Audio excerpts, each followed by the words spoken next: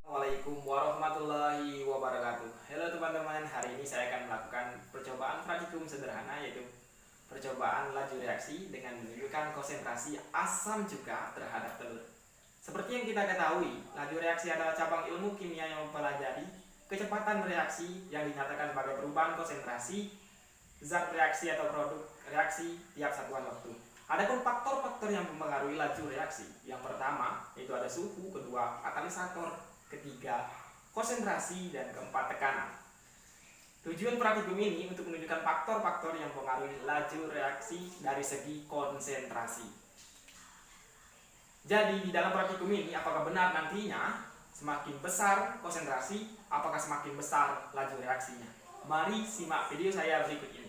Baiklah teman-teman, adapun alat dan bahan yang digunakan dalam praktikum ini, yang pertama ada 3 buah wadah pop es, yang kedua ada 3 telur mentah, yang mana kita ketahui kulit telur tersusun dari senyawa CaCO3 atau kalsium karbonat. Sifat dari CaCO3 adalah larut dalam asam meskipun asam lemah.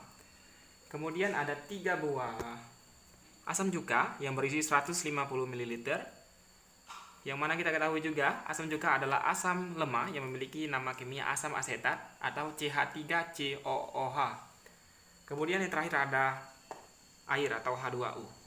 Oke teman-teman, sekarang kita masuk ke cara kerja percobaan ini. Langkah pertama, kita sediakan 3 buah wadah pop es yang sudah dikasih label satu persatu untuk membandingkan hasilnya nanti.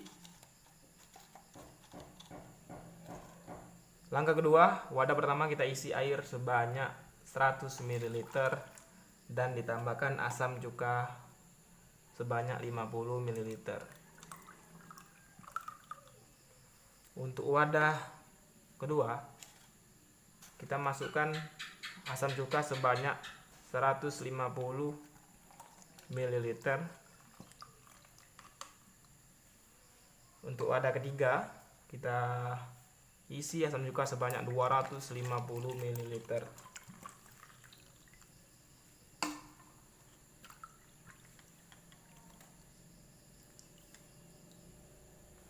Langkah ketiga, kita masukkan telur satu persatu ke dalam 3 wadah tersebut.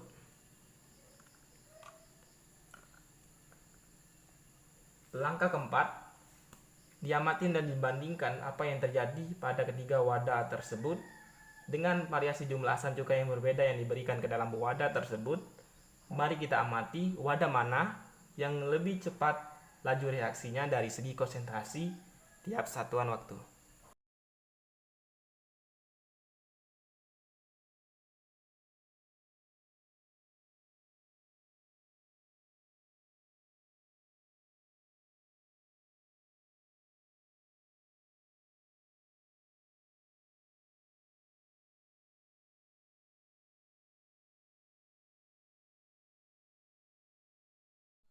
Ketika telur dimasukkan ke dalam wadah yang berisi asam cuka, maka telur akan mengeluarkan gelembung-gelembung seperti pada saat ini. Telur mengeluarkan gelembung karena kulit telur ketika bereaksi dengan asam cuka maka akan terdenaturasi. Saat telur direndam ke dalam asam cuka, kalsium karbonat bereaksi dengan air cuka membentuk garam kalsium karbonat larut sehingga yang tersisa protein pengikat elastis. Karena kulit telur rentan terhadap cuka, seperti yang kita ketahui asam dapat merusak suatu benda dan merubah ketebalannya. Jadi konsentrasi asam cuka ini merubah kalsium di kulit telur dan melunakkannya, sehingga bagian cangkang telur yang terkena asam cuka akan menipis.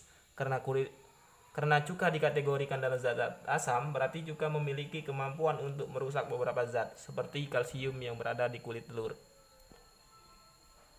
Setelah 15 menit dibiarkan, telur yang direndam di dalam wadah yang memiliki jumlah konsentrasi asam cuka yang banyak akan mengeluarkan gelembung lebih banyak.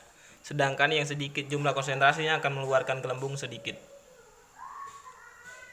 Telur yang tadinya belum mengapung sekarang pun sudah mengapung, kecuali telur dalam wadah pertama.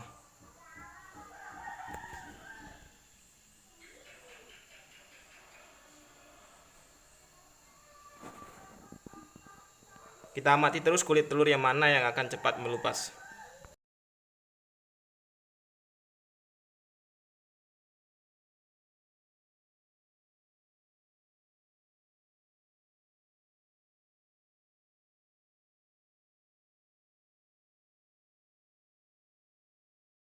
Setelah 30 menit dibiarkan, telur dalam wadah ketiga mulai mengelupas namun belum mengelupas sepenuhnya.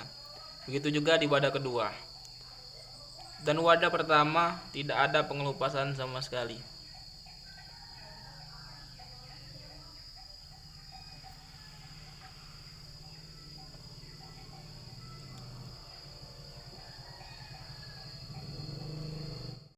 Setelah 35 menit telur direndam, lihatlah perbandingan yang terjadi. Kulit telur dalam wadah ketiga yang memiliki konsentrasi cuka yang banyak sudah mengelupas sepenuhnya dan warna sudah menjadi putih. Kulit telur dalam wadah kedua sudah mengelupas namun belum sepenuhnya.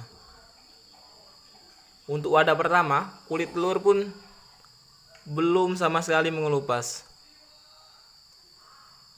Jadi benar, semakin banyak konsentrasi asam cuka yang digunakan maka akan menyebabkan laju reaksi terhadap telur semakin cepat, sehingga telur akan cepat mengelupas.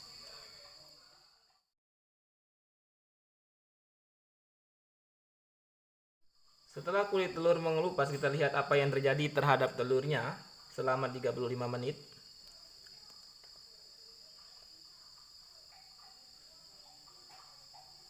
Telur pun belum membesar, cangkang telurnya masih keras, belum melembut. Dan kita buka telurnya.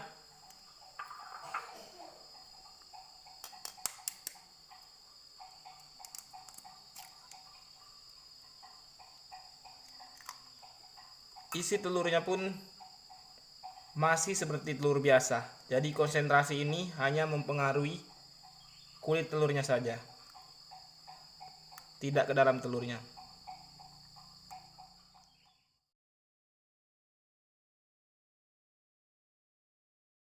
Oke teman-teman, dari hasil yang didapatkan, semakin banyak konsentrasi asam cuka yang digunakan, maka akan semakin cepat kulit telur mengelupas dan lama-kelamaan akan masuk ke dalam telurnya.